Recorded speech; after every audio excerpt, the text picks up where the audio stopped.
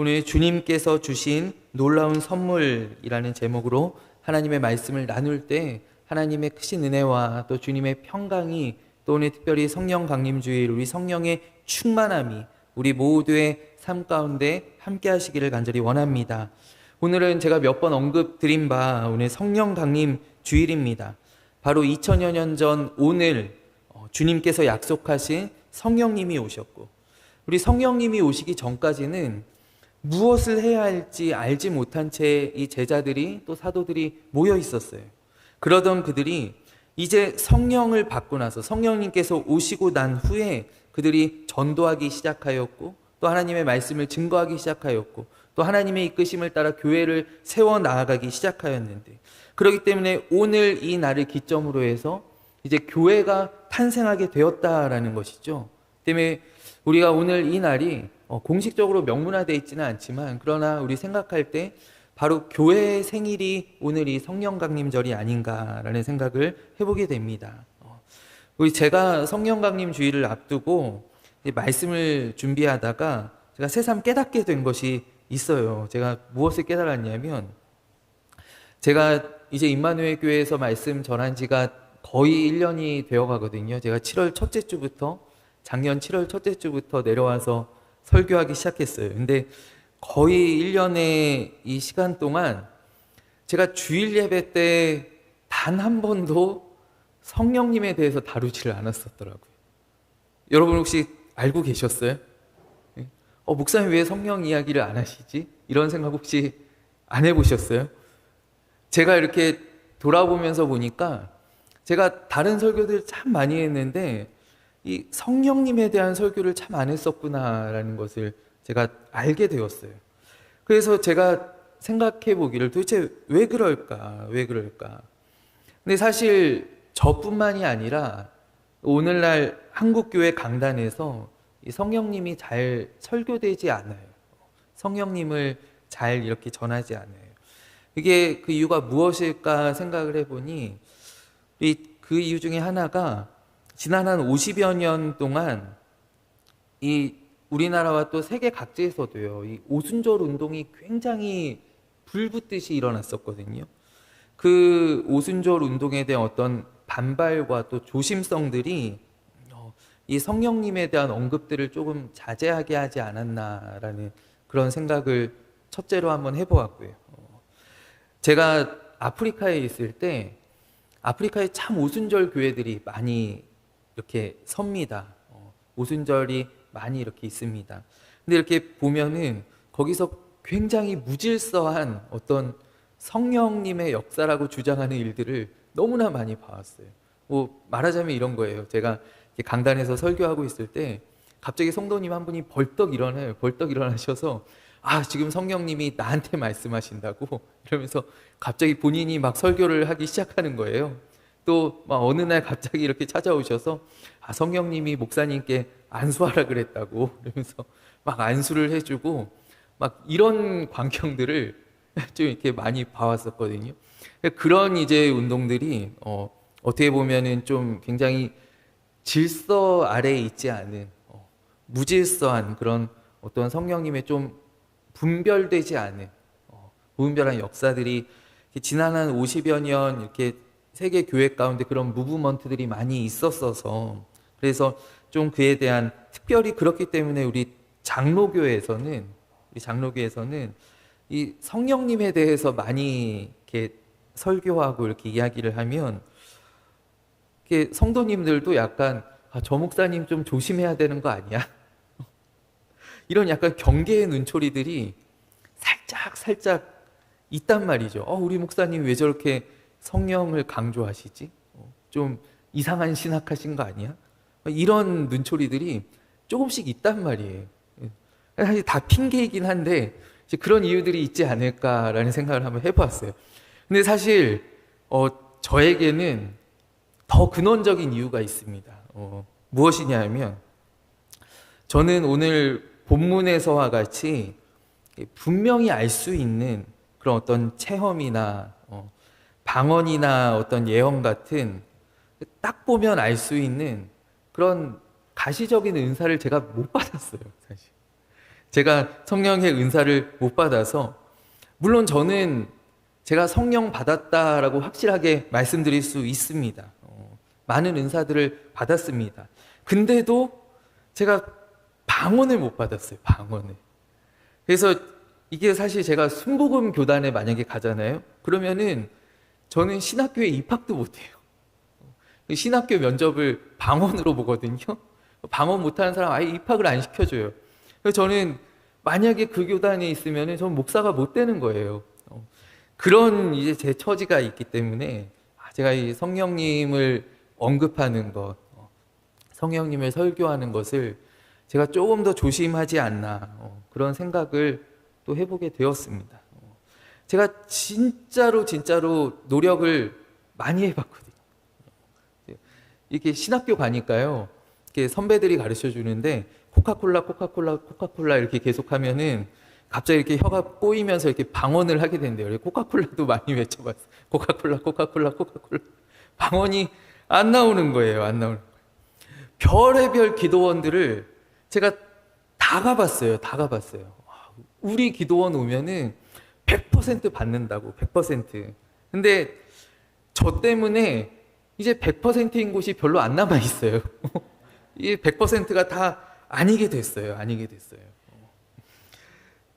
그 가운데 은사가 이게 사람이 주는 것이 아니라, 그러니까 어떤 은사를 받는 방법이 있는 것이 아니라, 사람이 줄 수 있는 것이 아니라, 이게 전적으로 하나님께 달려있고 하나님께서 주시는 것인데, 그것을 보여주는 가장 확실하고 건강한 증거가 저예요. 아무리 막 어디 준다고 하는데 뭐 받는다고 하는데 아무리 가봐도 안 되더라고요. 그래서 저는 참 위로가 되는 것 중에 하나가, 우리가 참 존경하는 고 한경직 목사님께서 방언을 못 하시거든요. 그래서 아마도 저같이 이렇게 방언 못하고 방황하는 후배 목회자들이 이렇게 낙심치 않기 위해서 하나님께서 우리 한 목사님에게 방언을 안 주신 것이 아닌가, 저는 그런 생각도 이렇게 가끔씩 합니다. 우리는 보통 나한테 없으면은 이렇게 깎아내리거든요. 큰 차 타봐야 그 기름값만 많이 나가지. 세차하기 힘들어 막 이러잖아요.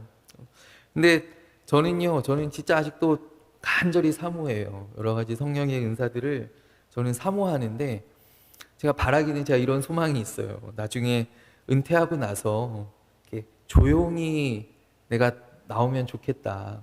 어디 가서 자랑할 곳 없을 때 자랑 못하게 하나님께서 조용히 나한테 주시면 좋겠다 하는 그런 소망이 아직 저에게는 있어요. 하나님 반드시 주실 줄로 믿습니다. 근데 오늘 이제 오순절 이 성령 강림 사건 때 이 성령 강림의 어떤 확실한 증거가 이 제자들의 방언으로 나타났습니다. 어떤 정말 보여지는 그런 하나님의 부인할 수 없는 역사, 부인할 수 없는 은사이지요. 오늘 이 날이, 그 날이 언제였냐면은 오순절이라고 해요. 오순절. 6월절 50일 후인 이스라엘의 가장 중요한 절기 가운데 하나입니다. 이스라엘의 중요한 절기가 세 가지가 있는데, 6월절과 그리고 오순절과 그리고 장막절. 오순절은 특별히 칠칠절이라고도 하고요. 장막절은 초막절이라고 이름하기도 합니다. 이 칠칠절 오순절은 어떤 절기냐면은 추수를 이제 시작해야 하는 그런 절기예요. 그러니까 오늘 우리로 이야기하면 추석과 같은, 또 추수감사절 같은 그런 절기가 바로 이 오순절입니다. 근데 이 오순절은 단순히 어떤 추수를 시작하는 그 의미를 넘어서 이 6월절과 관련하여서, 출애굽과 관련하여서 이 오순절에 중요한 의미가 있는데, 그것이 무엇이냐 하면, 여러분 6월절이 무엇입니까? 6월절은 넘어가셨다라는 거예요. 넘어간 절기라는 거예요. 무엇이 넘어갔나요? 어린 양을 희생시켜서 애굽에서 죽음이 넘어가게 된 날이 바로 이 6월절이에요. 그래서 이 6월절 그 밤에, 애굽의 장자들이 모두 죽임을 당했던 그 밤에 이스라엘이 애굽에서 나오게 되었어요. 그러니까 이 6월절이 말하자면 이스라엘의 독립기념일인 거예요. 해방의 날인 거예요. 그 밤에 이스라엘이 다 광야로 이제 나오게 되었거든요. 그래서 우리가 예수님을 가리켜서 유월절 어린 양이라고 지칭하기도 합니다.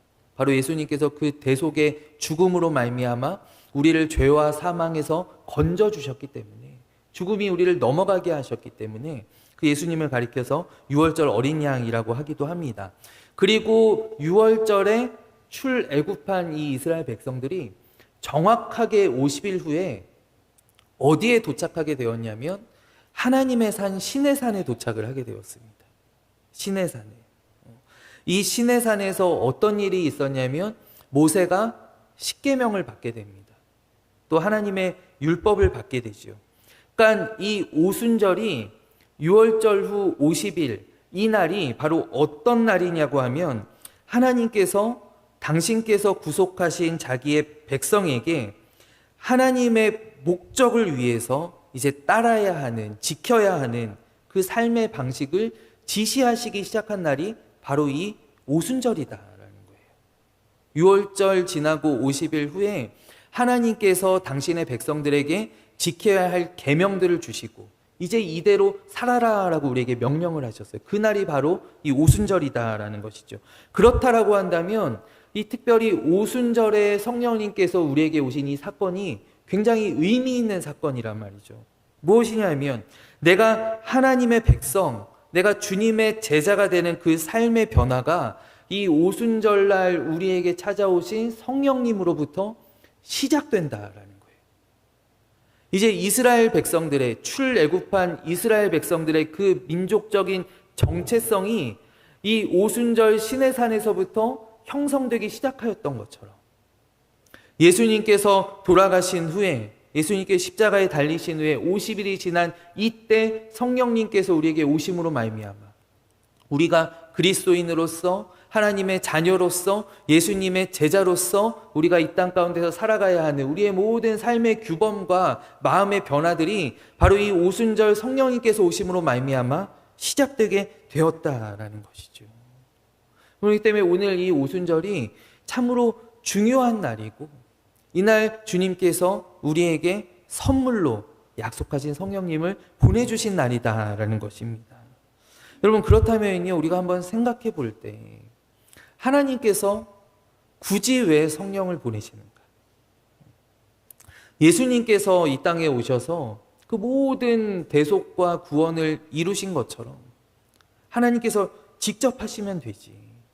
지금도 우리 20세기에 유행하는 그 선교적 개념 가운데 하나가 미시오 데이라고 하는 하나님의 선교잖아요.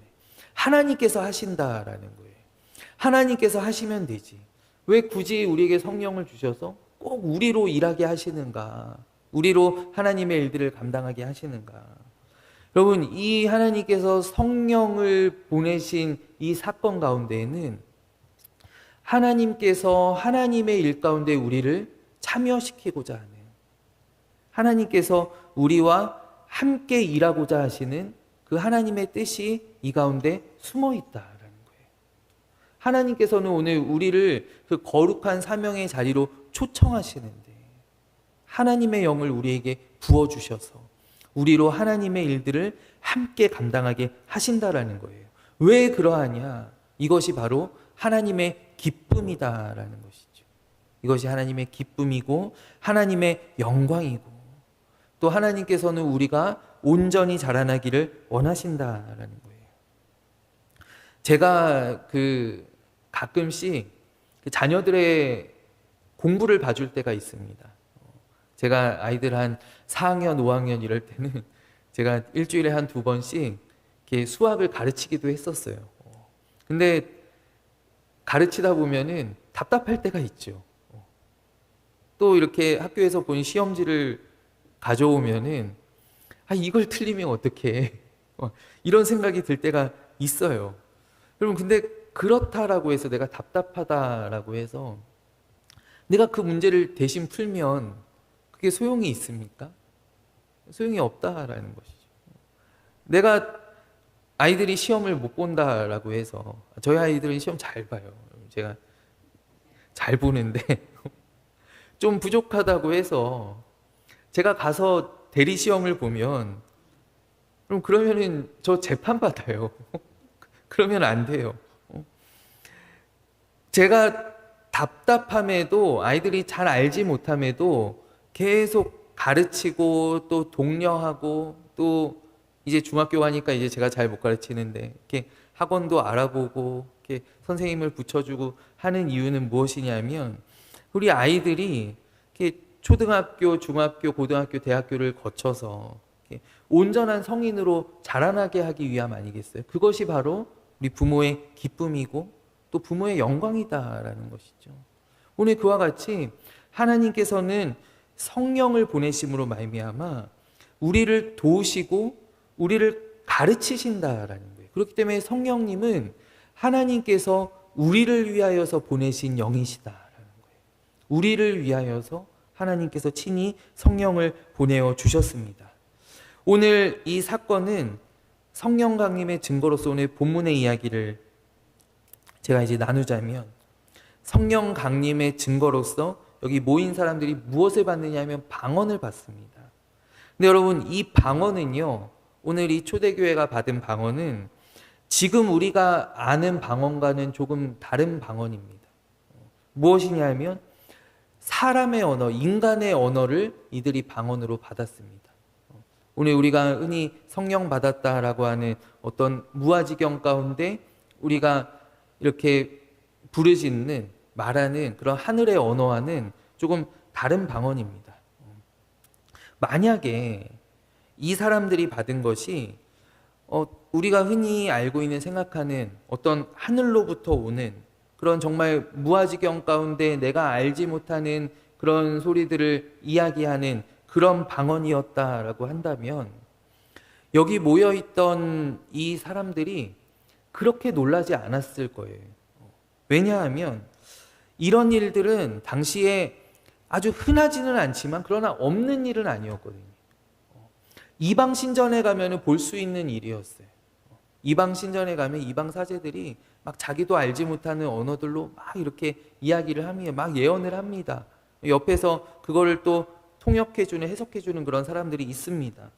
그럼 어떤 종교적인 이벤트들이 열리면 이런 일들이 막 집단적으로 일어납니다. 우리가 잘 알고 있듯이 저 갈멜산에서 엘리야가 850명의 바알 선지자들, 아세라 선지자들과 싸울 때 그들이 먼저 불이 내려오기를 기도하면서 그들이 중언부언하면서 막 자기도 모르는 말들을 하면서 자기의 몸을 긁으며 상처를 내면서 막 그렇게 기도하는 것들을, 그런 종교적인 행위들을 하는 것을 우리가 성경 가운데 보게 되어요. 그러니까 그런 일들이 그렇게 아주 신기한 일들은 아니었다라는 거예요. 그러니까 만약에 이 제자들이 그러했더라면 여기에 모여있는 수많은 사람들이 저기 또 뭐 하나 보다, 그냥 어떤 좀 종교적인 이벤트가 있나 보다, 그러면서 그냥 지나갔을 수도 있을 것 같아요. 그러나 이 사람들이, 모여있는 사람들이 놀란 것은 어떤 이유냐 하면 여기에 모여있는 신도들이 절대로 알 수 없는, 절대로 그들이 할 수 없는 자기가 지금 온 곳에서, 자기가 태어난 곳에서 쓰는 말들을 이 사람들이 하는 것을 들었기 때문이에요. 이 사람들이 다 갈릴리 사람인데, 갈릴리에서 벗어나 본 적이 없는 사람인데 이 사람들이 저 알렉산드리아의 말을 하고요, 저 북아프리카의 말을 하고요, 저 길리기아 지역의 말을 하고요, 저 멀리 페르시아 메소포타미아 지역에 있는 말을 하고요. 이 사람들이 자기들이 도저히 알 수 없는, 절대로 할 수 없는 그 다른 언어들로 말하는 것들을 그들이 들었기 때문에 이 사건이 굉장히 그들이 보면서 이게 도대체 무슨 일이냐 하면서 신기해했다라는 것이죠. 여러분, 그렇다라는 것은 오늘 이 예수님의 제자들, 이 신도들, 120 문도들에게 임한 이 사건이 어떤 사건이냐 하면 이 사건은 막힌 담을 허는 사건이었다라는 거예요. 막혀있는 담을.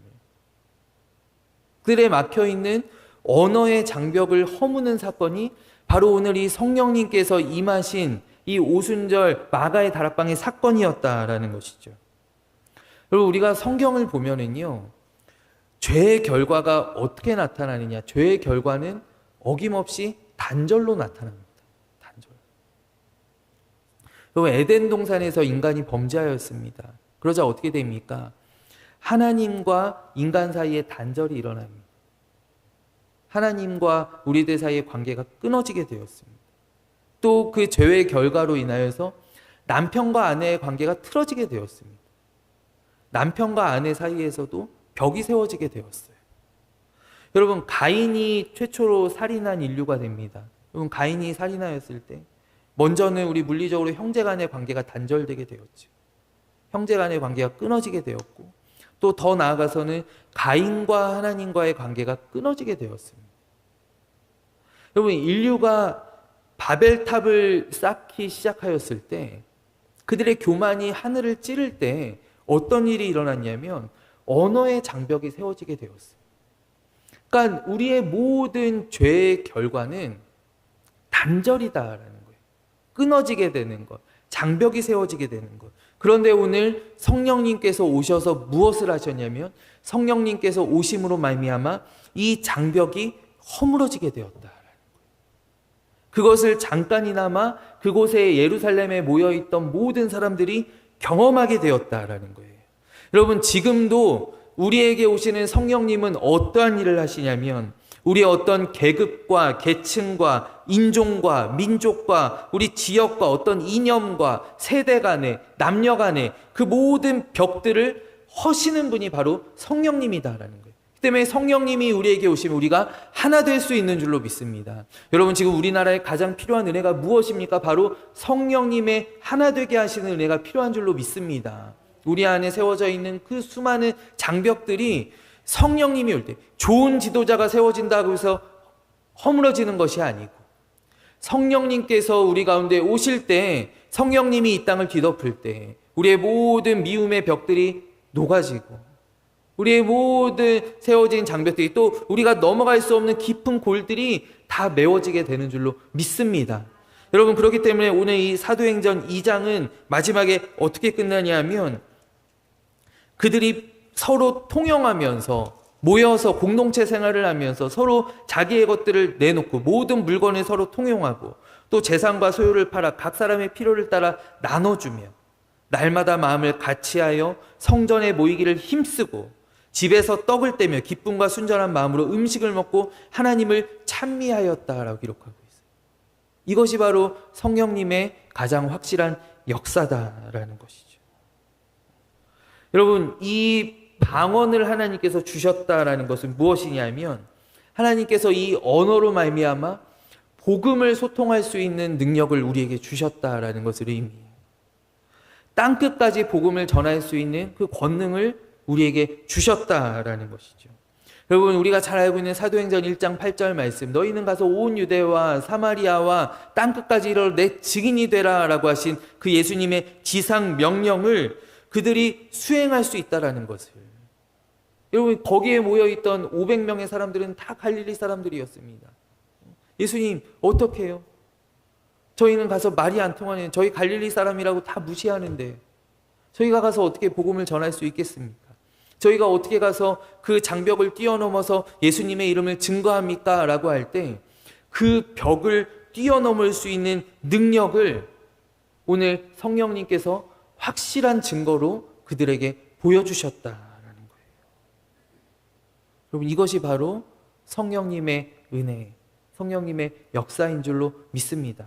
여러분, 저는 간절히 바라기는 우리 사랑하는 임마누엘 교회에 이러한 성령님의 은혜가 임하기를 원하는데 우리의 모든 막힌 담을 허물어 주시고 우리 안에 모든 세대의 벽들이 허물어지고 남녀 간의 벽들이 허물어지고 교회에 오래 다니신 분들도 우리 모태신앙들도 또 이제 막 교회 나오셔서 세례 받으신 분들도 우리 모든 벽들이 다 허물어지고 하나 되게 하시는 성령님의 역사가 우리 사랑하는 교회 가운데 임하게 되기를, 우리 가운데 믿음이 강건한 사람도 또 믿음이 연약한 사람도 또 아직 세상의 습관들을 끊지 못하고 있는 사람도 또 우리 정말 경건하고 거룩한 길로 가는 사람도 모두가 그리스도 안에서 하나 되는 그러한 역사가 오늘 성령 충만한 우리 임마누엘 교회 가운데 임하게 되기를 간절히 원합니다.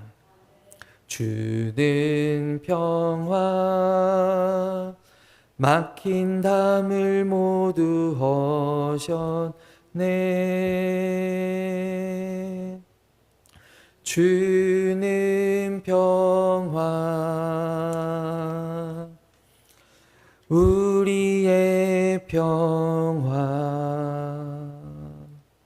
오늘 평화의 영이신 성령님께서 우리의 모든 막혀있는 담들을 허시는, 또 우리의 가정 가운데에서도 우리 부모와 자녀들이, 우리 남편과 아내가, 우리 형제와 자매가, 우리 서로 그 가운데 모든 얼어붙어 있는 것들이 녹아지는 그 하나님의 은혜가 우리의 모든 삶의 자리 가운데 임하게 되기를 간절히 원합니다. 여러분, 성령님께서 나에게 오셨다라는 것은 무엇이냐 하면 나의 주인이 바뀐다라는 것이에요. 나의 주인이 바뀐다라는 것. 그것은 다시 더 쉽게 이야기하면 바로 어떤 삶이냐면 늘 하나님을 의식하며 살아야 한다라는 것을 말씀하고 있어요. 그러니까 우리가 이런 거예요. 사실 교회 나오기 전에는, 내가 하나님 믿기 전에는 내가 어떤 세상에서 하던 것들이 전혀 거리껴지는 것이 없었어요. 내가 다 그냥 자연스럽게 행하던 일이었어요. 근데 어느 순간 내가 교회에 나오고 말씀을 듣게 되면서, 또 내가 하나님이 믿어지기 시작하면서 그러한 것들이 걸림이 되는 거예요. 내가 세상에서 하는 것들이 걸림이 되는 거예요. 내가 기도하지 않는 것들이 걸림이 되는 거예요. 그것이 바로 무엇이냐 하면 이제 하나님께서 나의 삶 가운데 간섭하시기 시작하셨다라는 것이죠. 전에는 궁금하지 않았던 것들이 궁금하여지고, 내가 더 하나님을 알기를 원하게 되고, 또 내가 가지고 있는 또 옛 버리지 못한 그런 습관들 때문에 괴로워하게 되고, 또 그 가운데 고쳐나가게 되고, 이러한 것들이 바로 성령님께서 나의 삶 가운데 찾아오신 증거다라는 거예요. 내 안에 다른 목소리가 들리게 되는 것이죠. 그 전에 문제되지 않았던 것이 이제는 문제가 되는 것입니다. 그러나 그 음성들이 들려올 때, 그러한 생각들이 나의 마음에 찾아올 때 그것을 듣고 따라가는 것은 나의 문제다라는 거예요. 나의 문제. 여러분, 그렇기 때문에 성령님께서는 오셔서 우리의 마음을 만져주십니다. 우리의 마음에 간섭하여 주십니다. 우리의 마음을 변화시켜 주십니다. 그러나 그 가운데 들려오던 주님의 음성을 듣고 삶을 바꾸어 나가는 것은, 그것은 나에게 달린 일이다라는 거예요. 네. 우리 종들도 주인의 말을 그렇게 안 듣는 종들이 있어요. 그렇지 않습니까? 우리 학교에 가도 선생님 말씀 정말 안 듣는 그런 학생들이 있어요. 아무리 얘기해도 부모님의 말씀을 안 듣는 자녀들이 있어요. 아무리 얘기해도, 아무리 간섭해도 내가 듣고 그것을 고치지 않는다라면 아무 소용이 없는 거예요. 여러분, 그렇기 때문에 성경은 우리의 변화된 삶을 가리켜서 무엇이라고 명명하냐면 바로 성령의 열매라고 이야기합니다. 성령의 열매. 여러분, 성령의 증거라고 한다면 아마 내 안에 이루어지는, 내 안에서 이렇게 나타나는 그런 변화들일 거예요. 내 안에 어떤 방언이 터져나오게 되는 그런 가시적인 변화도 있을 것이고, 또 성경은 말씀하기를 아무도 성령이 아니고서는, 주님의 영이 아니고서는 예수 그리스도를 주라고 부를 수 없느니라 라고 해요. 이것이 아무리, 저도요 이렇게 예전에 병상세례나 이렇게 가보면은요, 보통 자녀들이, 가족들이 부탁해서 병상에 계신 분들 세례를 줄 때가 있어요. 또 집에 계신 어르신들 제가 세례를 드릴 때가 있어요. 그러면은 세례 드리러 가서 제가 꼭 물어봐요. 어르신, 할머니, 할아버지, 예수님께서 날 위해서 죽으시고 그래서 내가 천국을 선물로 받게 되었다라는 것을 믿으세요? 라고 할 때 끝까지 입술을 다물고 대답 안 하시는 분들이 있어요. 끝까지 대답을 안 하시는 분들을 가끔씩 만나요. 여러분, 그렇다라는 것은 내 안에 성령님께서 내 마음을 열어주시지 않으면 그 간단한 대답, 그냥 네라고만 하면 돼요. 아멘이라고만 하면 그 대답을 내 의지로는 할 수 없다라는 거예요. 그렇기 때문에 내가 오늘 여기에 나와서 예배하는 것이 성령님께서 나에게 찾아오셨다라고 하는 가장 확실한 증거라는 것이죠. 내 삶이 전혀 변화되지 않아. 내가 기도가 나오지 않고 내가 아직 잘 모르는데, 근데 내가 주일에 여기로 발걸음이 향하게 되고 여기와 앉아서 예배하는 것이 부인할 수 없는 성령님의, 나를 찾아오셨다라고 하는 성령님의 임재의 가장 확실한 증거다라는 거예요. 그러나 우리는 우리의 삶 가운데 성령의 열매를 또한 맺어가야 돼요. 그것이 무엇이냐면 바로 갈라디아서 말씀 가운데 있는 오직 성령의 열매는 사랑과 희락과 화평과 오래 참음과 자비와 양성과 충성과 온유와 절제니라고 말씀합니다. 이러한 것들을 금할 법이 하나도 없다라고 말씀해요. 때문에 오늘 성령 강림 주일에 내가 함께 나누고 싶은 두 번째 말씀입니다. 성령의 증거도 참으로 중요하지만 그러나 우리의 삶 가운데 맺혀지는 성령의 열매가 더욱더 중요하다라는 사실이에요. 여러분, 그렇기 때문에 오늘 이 자리에 계신 우리 모두가 성령의 충만함을 위하여서 우리 함께 기도하면 좋겠습니다. 성령 충만함을 받기 위해서. 여러분, 성령이 나에게 찾아오시는데 그냥 찾아오시는 것이 아니라 나의 삶을 가득 채워주셔야 돼요. 다른 것들이 나의 삶을 지배하지 못하도록, 다른 것들이 나의 삶 가운데 들어오지 못하도록 성령이 충만할 때, 그때 우리 삶에 비로소 성령님의 열매가 맺혀지고 우리가 성령님께서 나에게 맡겨주신 바 하나님의 거룩한 사역 가운데 동참하게 되는 줄로 믿습니다. 여러분, 우리가 사랑할 수 있는 힘이, 환대할 수 있는 힘이, 우리가 참을 수 있는 힘이, 용서할 수 있는 힘이, 우리가 자비를 베풀 수 있는 능력이 바로 우리 성령의 충만함으로부터 나오게 되는 줄로 믿습니다. 그리고 오늘 2장 38절 말씀에 보면 베드로가 이르되 너희가 회개하여 각각 예수 그리스도의 이름으로 세례를 받고 죄 사함을 받으라. 그리하면 성령의 선물을 받으리니. 사랑하는 여러분, 여러분은 성령의 선물을 받으셨나요? 다 받으신 줄로 믿습니다. 그렇다면 그 선물을 절대로 빼앗기지 말고 망가뜨리지 말고 우리 성령의 충만함으로 그 하나님께서 주신 좋은 선물로 우리 열매를 맺어가는 그 선물을 우리가 정말 귀하게 사용하는 그런 우리 성도의 복된 삶을 살아가시는 그런 우리 모두가 되기를 간절히 원합니다. 우리 이 시간 함께 기도하겠습니다. 하나님 아버지, 오늘 우리가 이 자리에 나와 말씀을 듣고 또 하나님께 예배하는 것이 우리 안에 내주하시는 성령님이 아니면 불가능한 것임을 우리가 이 시간 확실하게 믿고 고백합니다. 하나님, 우리에게 성령님을 선물로 주시니 주여 참으로 감사합니다. 아버지, 내 안에 성령님을 근심하게 하지 말고 또 내 안에 성령님께서 나를 위하여 친히 강구하시는 바 대로 우리의 삶이 더욱더 경건한 삶, 거룩한 삶, 하나님을 기쁘시게 하는 삶, 많은 좋은 열매들을 맺어가는 삶이 되도록 주님께서 우리의 삶을 다스려 주시고 하나님 역사하시고 은혜를 베풀어 주시옵소서. 우리도 함께 하시는 주님을 의지합니다. 살아계신 예수 그리스도의 이름으로 간절히 기도하옵나이다. 아멘.